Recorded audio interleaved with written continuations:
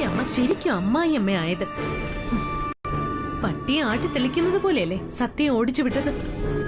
അവൾക്കെന്നെ അറിയില്ല. ഈ വീട് കോളനിയാക്കാൻ ഞാൻ ജീവിച്ചിരിക്കുമ്പോ സമ്മതിക്കില്ല.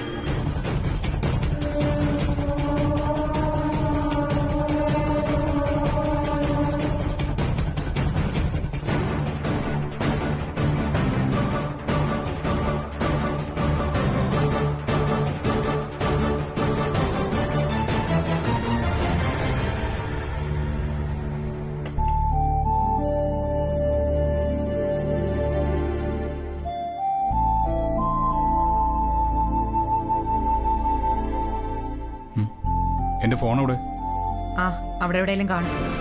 എവിടെയെങ്കിലും കാണുമെന്ന് എനിക്കും അറിയാം. എന്നാ പിന്നെ അങ്ങ് പോയി എടുത്തിട്ട് പോയാ പോരെ.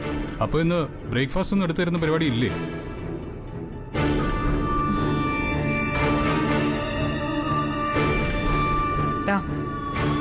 വാ വന്ന് കഴിക്കാൻ എടുത്തത്.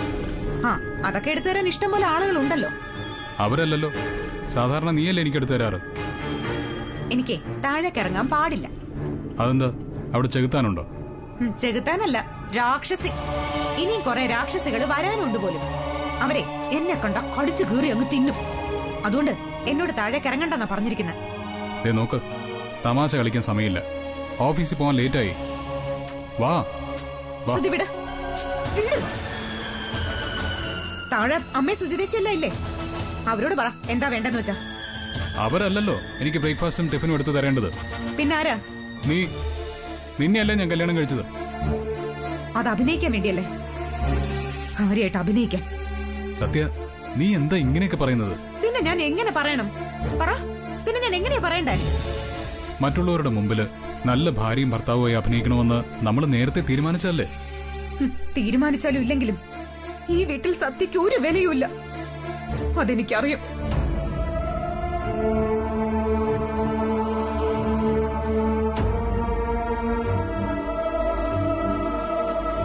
ഒരു വിലയില്ലേ?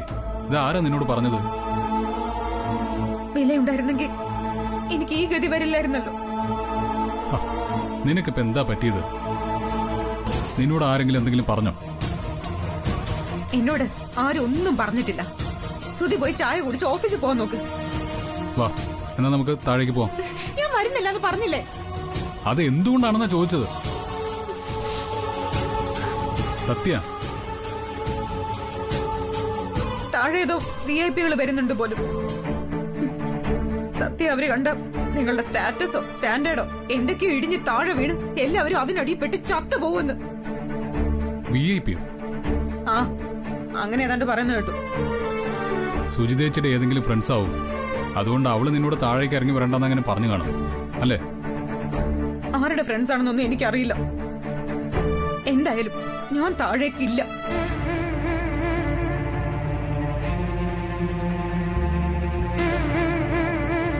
സുജിതേച്ചി എന്തെങ്കിലും പറഞ്ഞത് കരുതി നീ എന്തിനാ അതൊക്കെ കാര്യമായിട്ട് എടുക്കുന്നത്? ചേച്ചിയുടെ സ്വഭാവം നിനക്ക് അറിയാവുന്നതല്ലേ? സുജിതേച്ചി അല്ല, അമ്മ എന്നോട് പറഞ്ഞത്. എന്ത്? അമ്മ നിന്നോട് താഴെ വരരുതെന്ന് പറഞ്ഞോ? ഏയ്, അതിന് ചാൻസ് ഇല്ല. വാ, നമുക്ക് പോയി ചോദിക്കാലോ. വാ സത്യ. സുധി എന്നെ വിളിക്കണ്ട. ഒറ്റയ്ക്ക് തന്നെ അങ്ങ് പോയാ മതി. ചോദിക്കയോ പറയോ എന്താന്ന് വെച്ചാ ചെയ്തോ. ഞാൻ എവിടേക്കില്ല. സത്യ, ഇപ്പൊ തന്നെ ഞാൻ ലേറ്റ് ആയി. വാ, വന്നേ. ഞാൻ വരുന്നില്ലെന്ന് പറഞ്ഞില്ലേ? എന്താ പിന്നെ ഞാൻ പോകുന്നുമില്ല.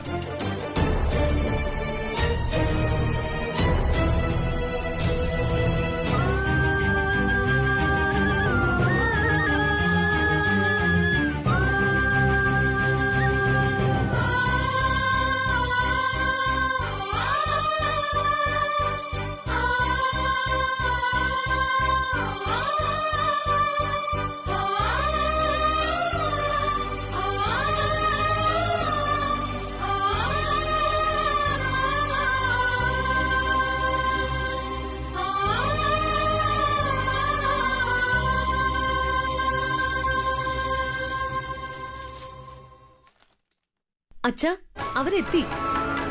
അച്ഛനൊന്ന് വന്നേ. ആരുടെ കാര്യം നീ പറയുന്നത്? അയ്യോ, ലയൺസ് ക്ലബിൽ നിന്ന് വരുമെന്ന് പറഞ്ഞവര് വന്നു. ഓ, ഞാൻ ആ കാര്യം അങ്ങ് മറന്നു. സതീഷ് ഇവിടെ ഇല്ല, എറണാകുളത്താ. സാറിനെ ഒരിക്കൽ ഞങ്ങൾ മീറ്റ് ചെയ്തിരുന്നു. Good morning. Good morning. ഇരിക്കൂ. ഞങ്ങൾ ഇന്നലെ വരണമെന്ന് പ്ലാൻ ചെയ്തതാ. പുതിയ മേയറുമായി ഒരു മീറ്റിംഗ് ഉണ്ടായിരുന്നു, അതാ താമസിച്ചത്.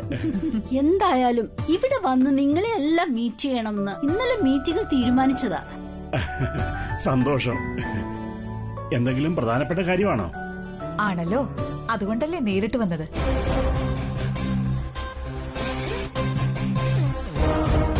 സത്യ ഇവിടെ ഇല്ലേ?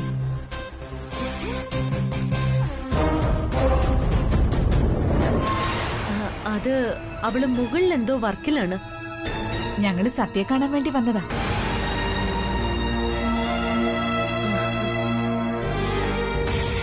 പത്രത്തിൽ അവളെ കുറിച്ച് വന്ന റിപ്പോർട്ട് ഞങ്ങൾ വായിച്ചു.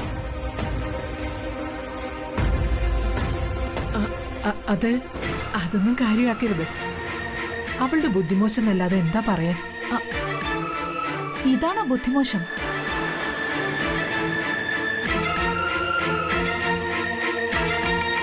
അയ്യോ, അക്കാര്യത്തില് ഞങ്ങൾ നിരപരാധികളാണ്. ആര് പറഞ്ഞാലും സത്യം അനുസരിക്കില്ല. നെറികേടിനെതിരെ പ്രതികരിക്കും. അതാരോടാണെന്നൊന്നും സത്യം നോക്കില്ല. ഇപ്പോഴത്തെ കാലത്ത് ഇങ്ങനെയുള്ള പെൺകുട്ടികളാണ് ആവശ്യം. Yes. അവരായിരിക്കണം പുതിയ തലമുറയുടെ മാതൃക. ഞങ്ങള് സത്യയെ കാണാൻ വേണ്ടി മാത്രം വന്നതാണ്.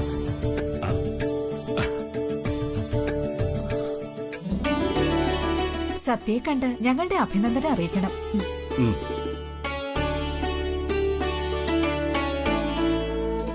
സത്യ ഇന്നലെ കോടതിയിൽ നടത്തിയ പെർഫോമൻസിനെ കുറിച്ച് വായിച്ചപ്പോൾ എല്ലാവർക്കും ഒരു ഇൻസ്പിറേഷൻ തന്നെയായിരുന്നു. അവളുടെ ധൈര്യം, എന്തിനെ അഭിമുഖീകരിക്കാനുള്ള ചങ്കൂറ്റം, അതൊക്കെ സമൂഹത്തിന് മാതൃകയാവണം.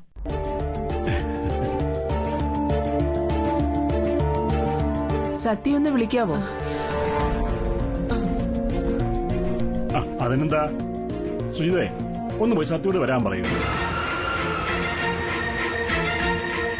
സത്യ മാത്രം പോരാ, അവൾക്ക് ഫുൾ സപ്പോർട്ട് നൽകുന്ന അവളുടെ ഹസ്ബൻഡിനെയും നമുക്ക് കാണണം. രണ്ടുപേരോടും വരാൻ പറ.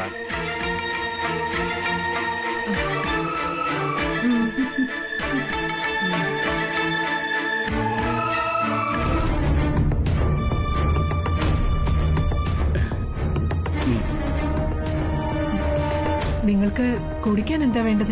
കോഫിയോ അയ്യോ, കൂൾ ഡ്രിങ്ക്സോ? ഒന്നും വേണ്ട, താങ്ക്സ്. സുനിത, അതെടുത്തിട്ട് വന്നോളൂ. ശരി.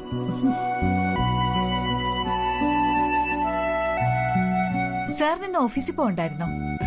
പോണം. നിങ്ങൾ നേരത്തെ വന്നത് നന്നായി.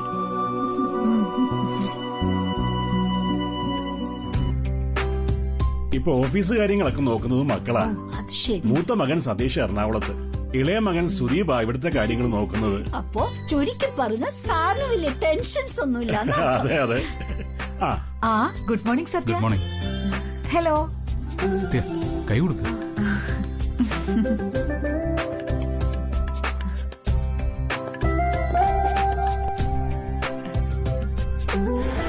സത്യെ എങ്ങനെ അഭിനന്ദിക്കണമെന്ന് ഞങ്ങൾക്ക് അറിയില്ല.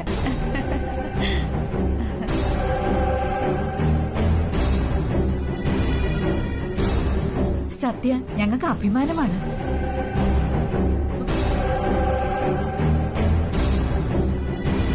എന്താണ് ഈ മനോധൈര്യത്തിന് മുമ്പിലെന്ന് അറിഞ്ഞാ കൊള്ളാം. അത് നല്ല ഭർത്താവ്, നല്ല അച്ഛൻ, നല്ല അമ്മ, ഓഹോ ആണോ? കുടുംബം, ഇതൊക്കെ തന്നെ.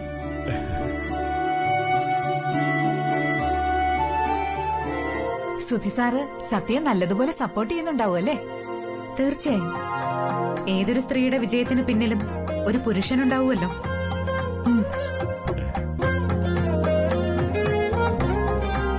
സ്ത്രീകളെ വെറും അടുക്കളപാത്രങ്ങളെ മാത്രം കാണുന്ന പുരുഷന്മാർക്കുള്ള ഒരു തിരിച്ചടിയാണ് സത്യയുടെ ഈ പ്രവർത്തനം.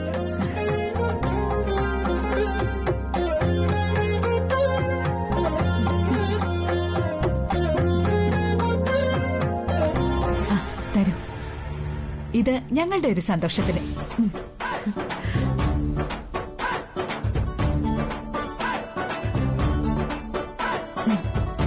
Thank you. വെൽക്കം.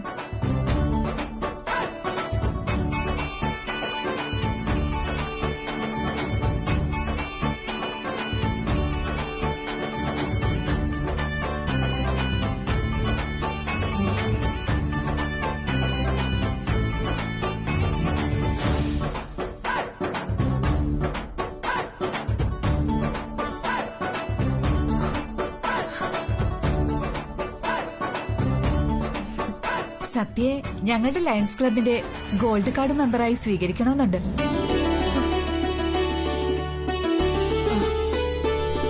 ആഹാ, അതിനെന്താ, നല്ല കാര്യമല്ലേ? വളരെ സന്തോഷം. എന്നാ പിന്നെ ഞങ്ങൾ ഇറങ്ങട്ടെ. ശരി ശരി. സത്യ ശരി.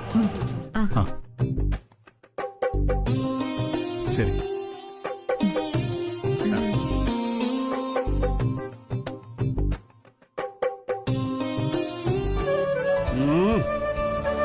കണ്ടോടി നമ്മുടെ മക്കളെ, ഗോൾഡ് കാർഡ് മെമ്പർ. മോളെ, ഇതൊരു അംഗീകാരം തന്നെയാ. എടീ സുജിതേ, നീ എത്ര കാലമായി ക്ലബ് എന്നും പറഞ്ഞ് നടക്കുന്നു? ഇതുവരെ നിനക്ക് ഗോൾഡ് കാർഡ് മെമ്പർഷിപ്പ് സ്വന്തമാക്കാൻ പറ്റിയിട്ടുണ്ടോ? ഞാൻ അതിന് കവലപ്രസംഗം ഒന്നും നടത്താൻ പോവാറില്ല. ഓ, എന്നെ ആരും മോഷ്ടിച്ചതിന്റെ പേരില് കോടതിയിലും കേട്ടിട്ടില്ല. കോടതി കയറിയാ പിന്നെ നിനക്ക് രക്ഷപ്പെടാൻ കഴിയില്ലെന്നുള്ളതാണ് സത്യം. ആ പിന്നെ പ്രസംഗം, അത് കവലയിലായാലും കോടതിയിലായാലും പ്രസംഗം തന്നെയാ. അതിന് വേണ്ടതേ ബുദ്ധിയാ. അതില്ലാത്ത നിനക്കൊന്നും ഒരു കാലത്തും ഒരു സ്വീകരണവും ലഭിക്കുമെന്ന് കരുതുകയും വേണ്ട.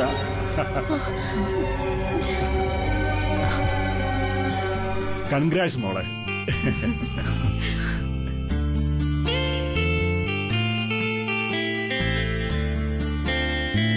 വാ പോവാം.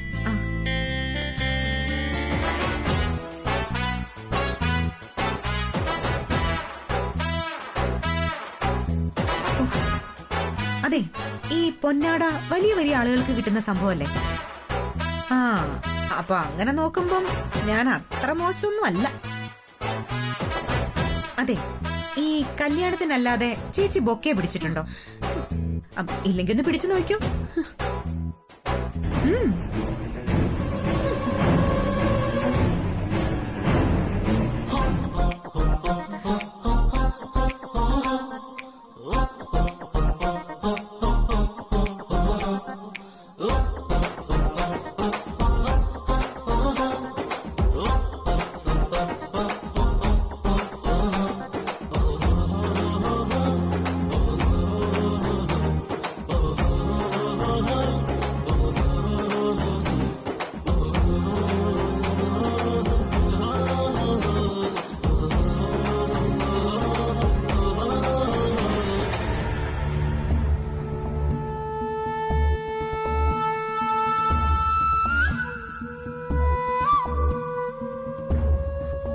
എപ്പോഴാ കണ്ടു തുറന്നു എന്ന് പറഞ്ഞത്? ഒരു അരമണിക്കൂറായി കാണും. അപ്പൊ തന്നെ ഞാൻ മേഡത്തിനെ വിളിക്കുകയും ചെയ്തു. പേഷ്യന്റിനെ വിളിച്ചു നോക്കിയില്ലേ? ആ, കൊറിയ വിളിച്ചു നോക്കി. പക്ഷെ പിന്നീട് റിയാക്ഷൻ ഒന്നും ഉണ്ടായിരുന്നില്ല. ദിവ്യ, കണ്ണു തുറക്കൂ ദിവ്യ. ദിവ്യ, ദിവ്യ, കണ്ണു തുറക്കൂ ദിവ്യ. ദിവ്യ, ആന്റണി ഡോക്ടർ പറഞ്ഞ ഇഞ്ചക്ഷൻ കൊടുത്തിരുന്നോ? അത് കൊടുത്ത 5 മിനിറ്റ് ആയി കാണും. പേഷ്യന്റ് കണ്ണു തുറന്നു. ഡോക്ടറെ വിളിച്ച് കാര്യം പറഞ്ഞില്ലേ? ആ, പറഞ്ഞു. കുറച്ചു സമയം വെയിറ്റ് ചെയ്യാൻ പറഞ്ഞു.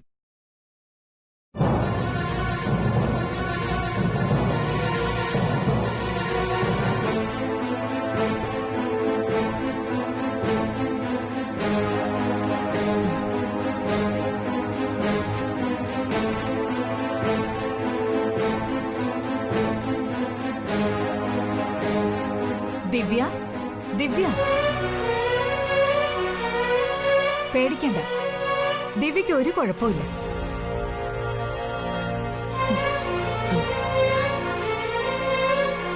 അവളൊന്ന് എഴുന്നേറ്റിരുന്നോട്ടെ, ഒന്ന് പിടിച്ചേ.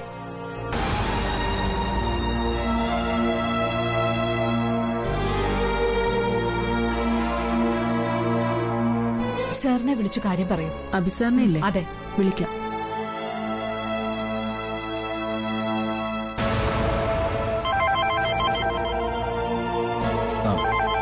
ഗസ്റ്റ് ഹൗസിൽ നിന്നാണല്ലോ. ഹലോ സർ, ഒരു ഹാപ്പി ന്യൂസ് ഉണ്ട്. എന്താ? പേഷ്യന്റ് കണ്ണു തുറന്നു. റിയലി? അതെ സർ, കണ്ണു തുറന്നു മാത്രമല്ല എഴുന്നേറ്റിരിക്കുകയും ചെയ്തു. Oh my god. എന്താ ദിവ്യ കണ്ണു തുറന്നു, അവൾ എഴുന്നേറ്റിരുന്നു. Oh Jesus. അപ്പോ ദിവ്യ കോൺഷ്യസ് മൈൻഡിലെത്തി. Sure sir. ഡോക്ടറുണ്ടോ അടുത്ത്? ആ, മേഡം ഉണ്ട്. ആന്റണി ഡോക്ടർ തന്നെ ഇഞ്ചക്ഷൻ കൊടുത്തപ്പോഴാണ് പേഷ്യന്റ് കോൺഷ്യസ് മൈൻഡിലേക്ക് വന്നത്. Thank you very much. Sir എത്രയും പെട്ടെന്ന് ഇവിടേക്ക് വരണം. ഞാൻ കുറച്ച് ദൂരെയാണല്ലോ, എങ്കിലും പെട്ടെന്ന് തന്നെ എത്താൻ ശ്രമിക്കാം. ആ, ഓക്കെ സർ.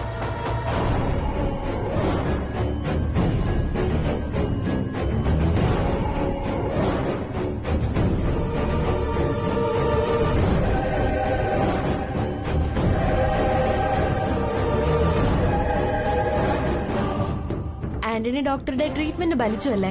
യെസ്. ഇനിയാണ് യഥാർത്ഥ പ്ലേ നടക്കാൻ പോകുന്നത്. മണിമംഗലം വീടിന്റെ മണിമുറ്റം മുതൽ മണിയറ വരെ കയറി നിരങ്ങണം എനിക്ക്. അതിനുള്ള ബോംബ് റെഡിയായി കഴിഞ്ഞു. ഇനി സത്യയും സുതിയും മണിമംഗലം ബിൽഡേഴ്സും എല്ലാം ചിതറിത്തെറിക്കും. ചിതറിത്തെറിപ്പിക്കും ഈ അഭിജിത്ത്.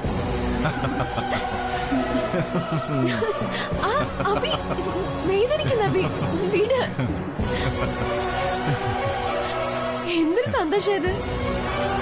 സന്തോഷിക്കണ്ടേ? ശത്രു സംഹാരത്തിനുള്ള ദുർഗാദേവി മിഴി തുറന്നു. ഇനി സംഹാരമാണ്, ശത്രു സംഹാരം.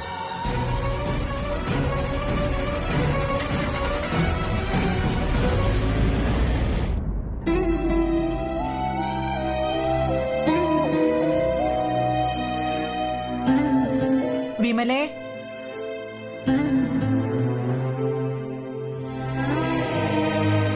വിമലേ, നീ എന്താ ആലോചിച്ചോണ്ടിരിക്കുക?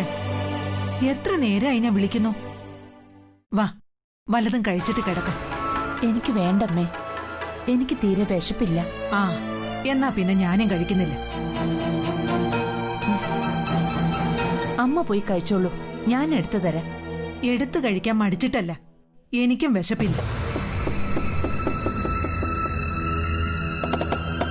ദിവ്യയെക്കുറിച്ച് ആലോചിക്കുമ്പോ ഇപ്പൊ എന്തോ ഒരു പേടി പോലെ. എനിക്കും. ആ രാഹുൽ ഒരു കൊള്ളരുതാത്തവനാണെന്നല്ലേ കേൾക്കുന്നത്? അവൻ നമ്മളെ പറഞ്ഞു പറ്റിക്കുകയായിരുന്നു. ചിലപ്പോ ഇനി പേടിച്ചിട്ടാവാനും മതി. ഇനി ഒരിക്കലും ഇവിടേക്ക് വരുന്നില്ലെന്ന് അവനും ദിവ്യം തീരുമാനിച്ചു കാണും. എന്നാലും കുഴപ്പമില്ലായിരുന്നു അമ്മേ. നമ്മളെ വന്ന് കാണാനുള്ള ആഗ്രഹം അവൾക്കില്ലായിരിക്കും. എന്നാലും എവിടെയെങ്കിലും അവള് സുഖമായിട്ട് കഴിയുന്നുണ്ടെന്ന് അറിഞ്ഞാൽ മതിയായിരുന്നു.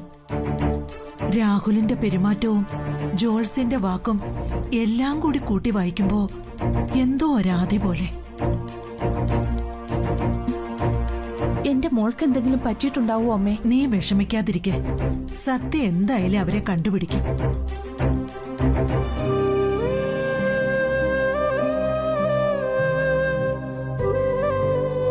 രാഹുല് പറഞ്ഞ അഡ്രസ്സിൽ അങ്ങനൊരു വീടില്ലാത്ത അവസ്ഥയിൽ സത്യ എവിടെ പോയി അവരെ അന്വേഷിക്കും? സത്യ വിചാരിച്ചാൽ അത് നടക്കും. നോക്കിക്കോ, ഏറിയാൽ 2 ദിവസം. അതിനിടയിൽ സത്യ അവരെ കണ്ടുപിടിച്ചിരിക്കും. ആ ഒരു ആശ്വാസമേ ഇപ്പോഴുള്ളൂ. ആ, അമ്മ വാ, പട്ടിണി കിടക്കണ്ട. നീയും കൂടി കഴിക്കുമെങ്കിൽ മാത്രം എന്നെ വിളിച്ചാ മതി. ഞാൻ പറഞ്ഞില്ലേ അമ്മേ, എനിക്ക് തീരെ വിശപ്പില്ല. എനിക്കും ഇല്ലെന്ന് പറഞ്ഞില്ലേ? അമ്മ വെറുതെ കൊച്ചുകുട്ടികളെ പോലെ വാശി പിടിക്കരുത്. വാശി എനിക്ക് മാത്രമല്ലല്ലോ, നിനക്കും ഇല്ലേ? വാ കഴിക്കാം. നീയും കഴിക്കൂ. ആ കഴിക്കാം, വാ വാ അമ്മേ.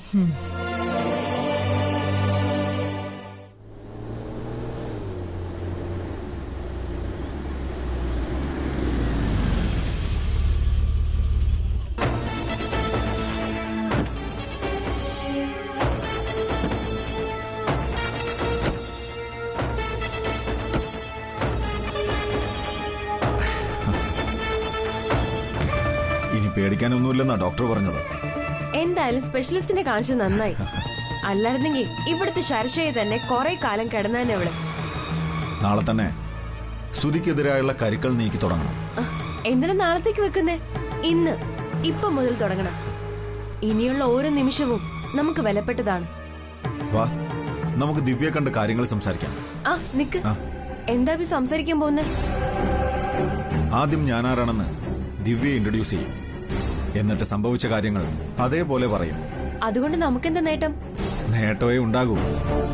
എന്നുവെച്ചാ പറയുന്നത് സംഭവിച്ച കാര്യങ്ങളാണെങ്കിലും അതിലെ കഥയ്ക്കും കഥാപാത്രങ്ങൾക്കും വ്യത്യാസം ഉണ്ടാകും. എങ്ങനെ? ദിവ്യക്ക് സുധിയെ നഷ്ടമായതിന്റെ പ്രധാന ഉത്തരവാദി സത്യയാണെന്ന് പറയും. സത്യയും സുധിയും തമ്മിലുള്ള കളിയായിരുന്നു ഇതെല്ലാം എന്ന് ദിവ്യ പറഞ്ഞ് ധരിപ്പിക്കും. അത് അവള് വിശ്വസിക്കോ? സുധിയെ പോലൊരു ബിസിനസ്മാനെ നഷ്ടമായതിന് എന്ത് കാരണം പറഞ്ഞാലും ഏത് പെണ്ണും അത് വിശ്വസിക്കും.